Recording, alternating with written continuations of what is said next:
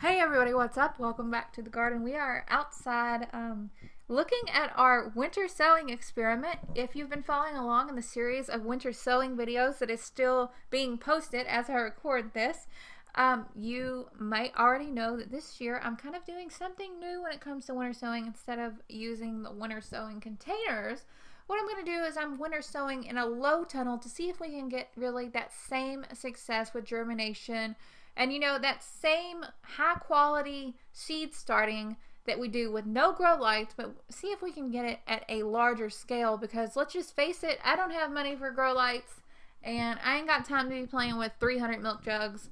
I'm trying to make some, progress here in the yard. So I wanted to quickly show you guys around the low tunnel and take a quick look. A lot of you guys have wanted to see what's going on in here. Has anything started to germinate yet? So let's do that right now. Opening up this low tunnel, I am so excited and encouraged by what I see. Now, first and foremost, before I get into this and the success that I'm having with this, I will say, as some of you guys predicted, winter sowing in this low tunnel, or trying to, use the winter sowing method in this low tunnel, has been a little bit trickier than using the milk jugs.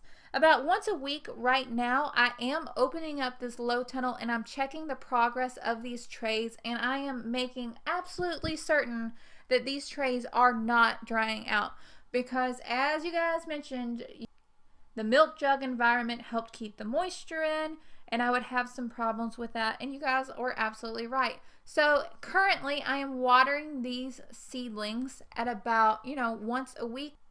And I should mention, it's not just the seedlings that I'm watering. I am actually watering these empty trays, these trays that have not germinated yet. They're not empty. But the trays that haven't germinated yet, I am making sure to water those really, really well too, because that is so important to our germination for our flowers and vegetables that we're growing in here. So anyway, taking a quick look around this winter sowing low tunnel, and things are bursting into life. I am so excited. Taking a look at some of the stuff in here. We have the garbanzo beans in the cell tray. Those are starting to come up.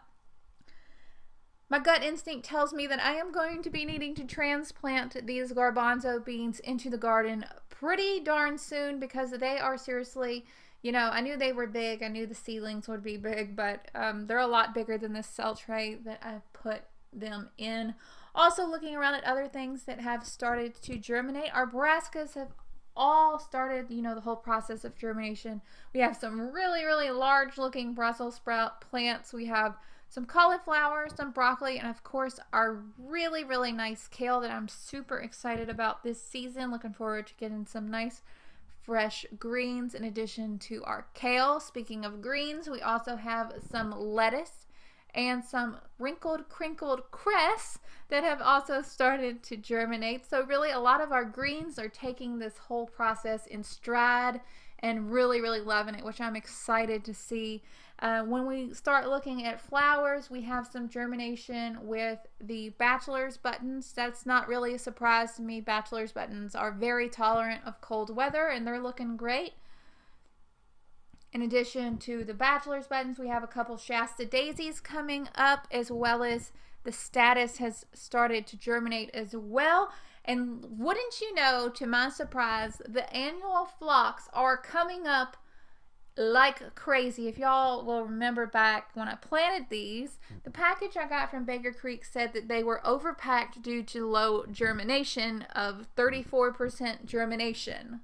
Well, I overseeded this tray because I was like, well, 34%, that's not very good germination rate. I better plant all the seeds and overseed it. Oh no. Something tells me that maybe their germination test wasn't done correctly, because these annual phlox seeds are germinating, and they are germinating, and by germinating I mean they are going to town. The germination rate on these has been absolutely wonderful, and I'm so pleased. I know a lot of people have trouble starting annual phlox from seed. That's one of the reasons why I like to winter sow it so much, is because it seems like that alternating cool temperatures, cool, warm, seems to really, really help wake those seeds up and get them growing. Looking around, seeing if there's anything else yet. We've got some spinach that has come up. and it looks like I didn't put enough soil in that tray. I'm kind of worried about that, but you know, you live and you learn.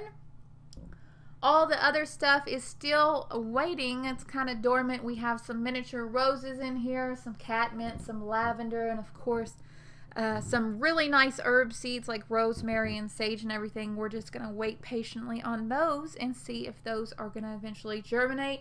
I'll keep you guys up to date on all that. That's really about it for this video. I hope that it was somehow helpful. If you've tried winter sowing or you tried something like this before, be sure to tell me all about it in the comments below. I love hearing all about what y'all have to say about this stuff. I learned so much from you guys. If you're new to the channel and this is your first video, be sure to hit subscribe. Hit that little bell icon. What that little bell icon does is it tells you every time I upload a new video. I make all kinds of different videos. Sometimes it's about gardening, sometimes it's about soap making, sometimes it's just some random DIY project. So if you like a little bit of surprise and you don't mind random videos, you might like this channel too. Tell your friends, share it, put it on Pinterest, all that good stuff. We're trying to make it up to 10,000 subscribers sometime this year. Hopefully we'll get there. I hope that y'all are having such an amazing day, and I'll talk to y'all later. Bye, guys.